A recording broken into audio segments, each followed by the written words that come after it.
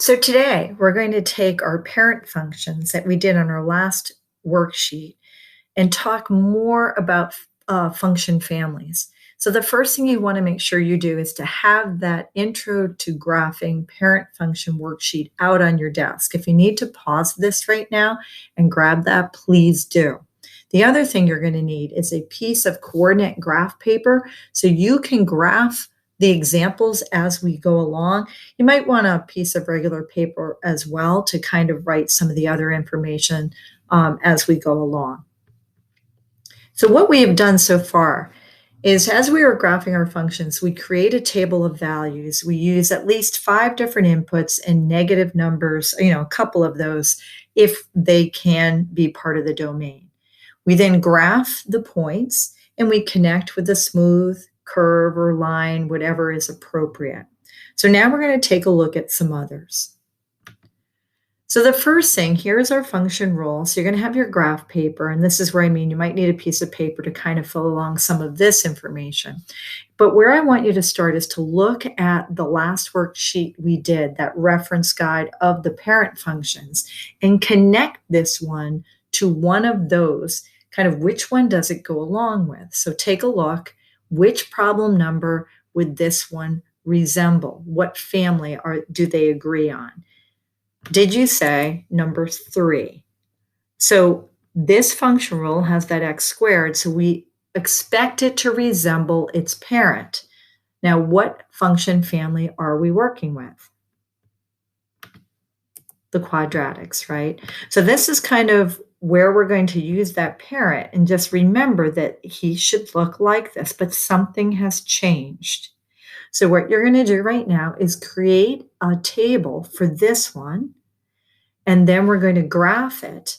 And then when we come back after graphing it and giving the domain and range, we're going to ask ourselves, how is this different from the parent function? So we're going to pause the video, create your table, graph your quadratic function, write down your domain and range, and then when we come back, we'll start realizing how this is shifting from the parent. Okay, so let me click forward so you can kind of see. I did use the Fave5. Did you get the same outputs? I graphed it. I got the parabola, the U, right, shape. My domain is everybody can go in, but my range has shifted down, notice, and instead of the parent function that bottomed out at a y value of 0, this one's bottoming out at a -4. And did you notice that connection?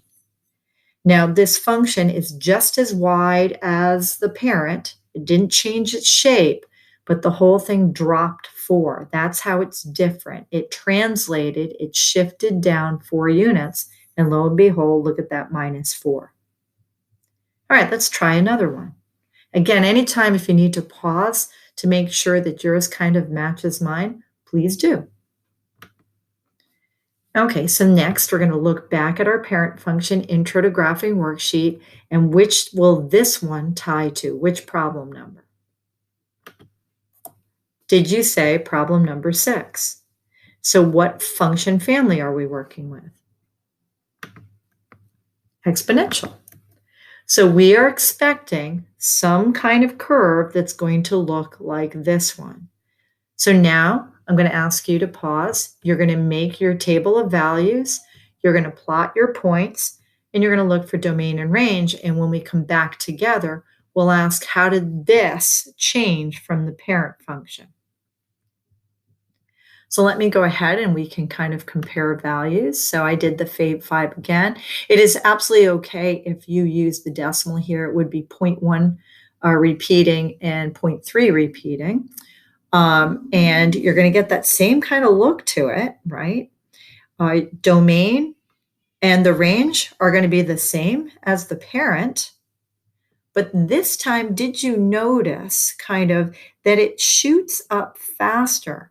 So here we had the 0.12, but here we have the 0.13. So that base of 3 is making this curve shoot up faster. It's making the exponential growth happen faster. And that would be our exponential function family. Again, pause if you need to. Otherwise, let's move on to another one. Ooh, wow. Okay, a lot of things happening up here now. So you're going to take a look at this and you're going to look back at the intro and which number problem would this one sort of get connected to? Did you say number 4? You would be right. See that x to the third and that x to the third. What's the function family name here? It's the cubics. Okay. So the next thing I need you to do is that you're going to put some values in here. The fav5 will work.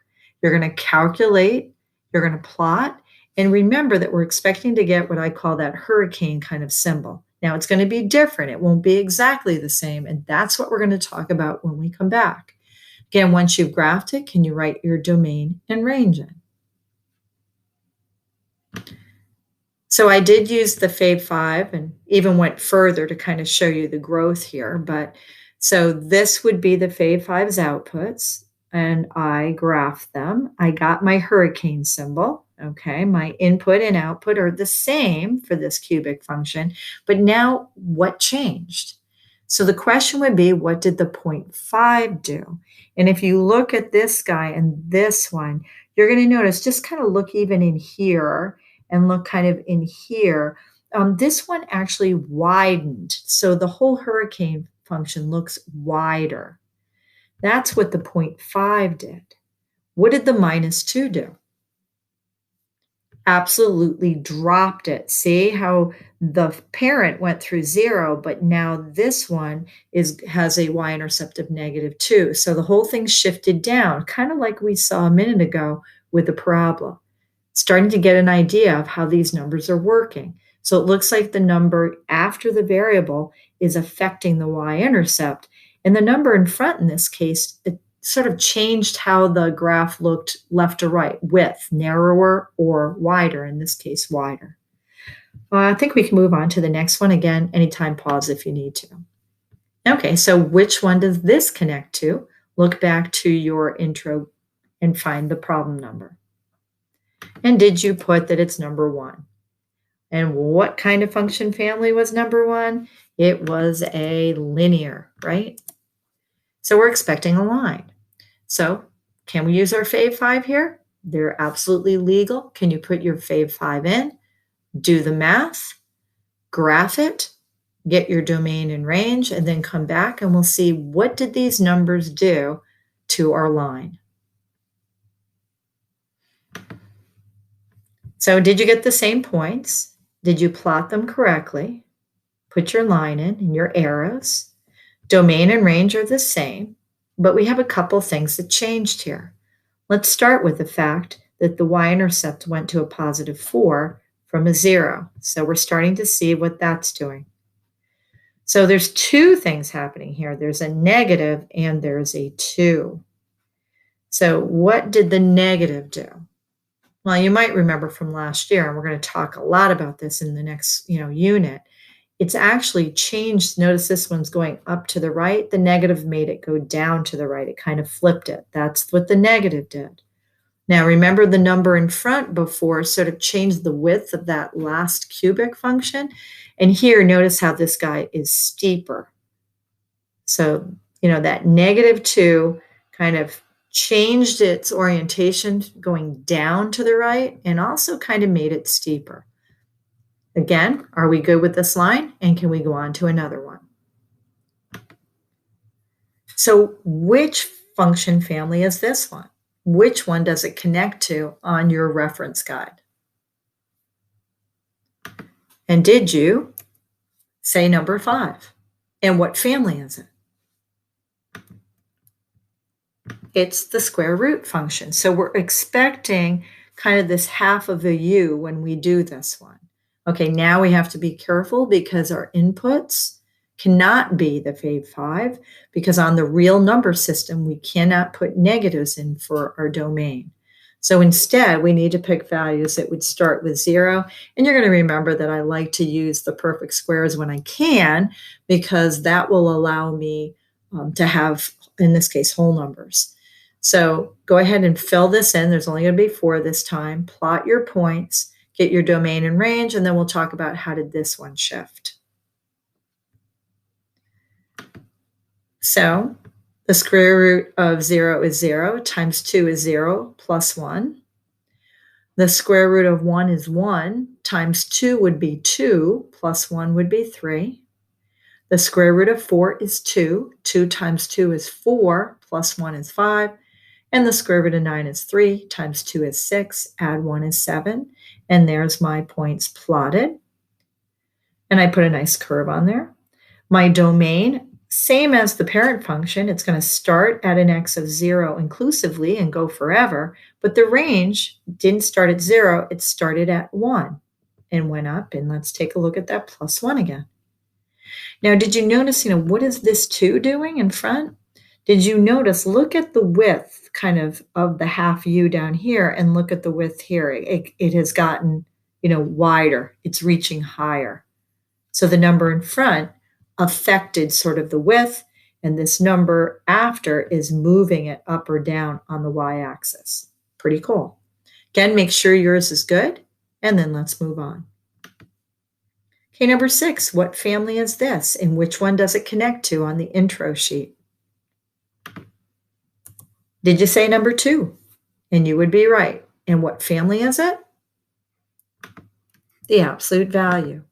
Now, when we go to graph this one, before we even start now, what do you think the minus 3 is going to do to the v? And what do you think the 2 in front is going to do to the v? And let's see how you did. So I want you to put I think the fave 4 are going to work here, hopefully for us. And then you're going to plot it. Hopefully getting the v, you're going to get a domain and range. And I want you this time to already have this answer so that we can come back together. You know how it shifted from this one. How did it translate? What was the transformation that happened from the parent to the child? All right, let's see how you did. So there would be the fave 5. Don't forget that the absolute value of negative 2 would be 2. 2 times 2 would be 4. And 4 minus 3 would be 1. All the rest okay? So I plotted my points. I'm getting my v, exactly what I expected. My domain is everybody. My range this time, however, is starting inclusively at negative 3 and up. Don't forget the minus 3, right? But did you notice something about the v this time? It reaches up faster. It grows faster because of that 2. It's kind of shooting up. It's narrower as you look left to right. So that's how it's different from the parent function. It's narrower and it shifted down 3 units. That was the transformation from mama and papa. Okay, let's move on to our next one. Now, we have not done one of these, so that's why there's not one down here. And you might have to do a little investigation on how to do a cubed root. So on the calculators in class, and I will show this to you as part of the whole class practice, but the cubed root, you actually have to put the 3 for the index in the calculator first. That would be how you would begin on the calculators that we have in class, the TI-30s. Then you would hit the second, the blue button, and then you would hit the insert, the TP, the exponent button. That's where the any root is above that. And then you would put in your number. So this is a cubed root. It's asking what number times itself, triplets, right? So this time I'm not going to use the faves. I'm going to use what are called perfect cubes. Okay, that's what I'm going to use here. And this is actually going to give you the parent function on a cube root. So I just wanted to do this one. So give it a go. And like I said, when we get into class, if you're having trouble getting that cubed root in the calculator, I'll show you how to do that. Okay, so the family is cube root functions. And like I said, try doing this on your own. In a second, I'm going to come back and give you the points. All right, so the cubed root of negative 3 is negative 2. In other words, if you look at this from the opposite direction, negative 2 to the third is negative 8, and negative 1 to the third power is negative 1, and 0 to the third power is 0. 1 to the third power, 1 times 1 times 1 is 1, and 2 to the third power, 2 times 2 times 2 is 8. A cubed root is the opposite of cubing. And when I plotted those points, do you see the hurricane symbol? But this time it's kind of it's oriented going left to right instead of up and down. Much like the square root was giving us the U on its side, the cubed root is giving us the hurricane symbol kind of laying on its side. And the domain is everybody and the range is everybody. Just wanted to show you that one as a cubed root and how it relates to the cubic function. Okay, so finally, this one's going to go back to the intros. Do you remember what this has to do with? See if you can find that one. It is the same as number 7, and it is a step function, or also known as the greatest integer. So basically, you're going to pick some values, and I think I've put some under here to kind of help you. I just picked a wide range of numbers. And you're going to put it in, and you're going to take 0.2 times -8, and you're going to get a number. And once you have that number, you're going to make it into an integer, and it's always the integer that is right below, one smaller. So if you end up with the number, let's say 4.2, then the output would be 4. If you end up with the number 0.6, it would be 0. You always drop to the integer just below. If you end up with -2.3, it would drop to -3. Remember, the negatives go opposite.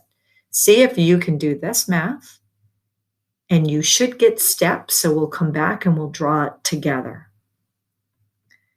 All right, so here should have been the table. And then basically, what happens is when you have that 0.2, it's causing the steps to kind of stretch out.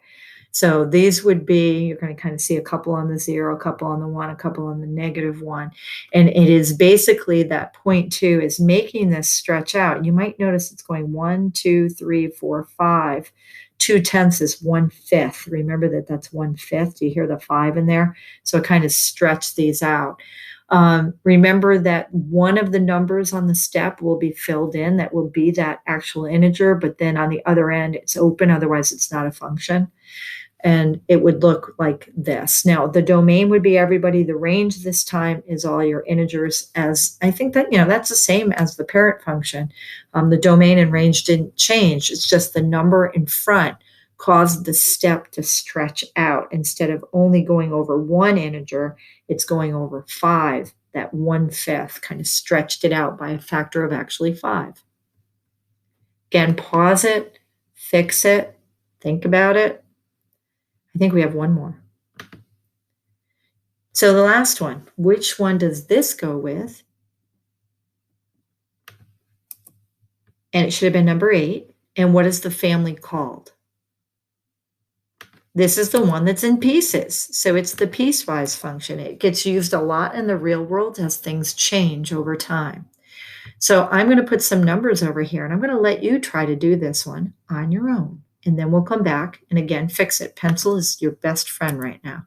So I want you to use these numbers. Okay, up here, I've given you the intervals.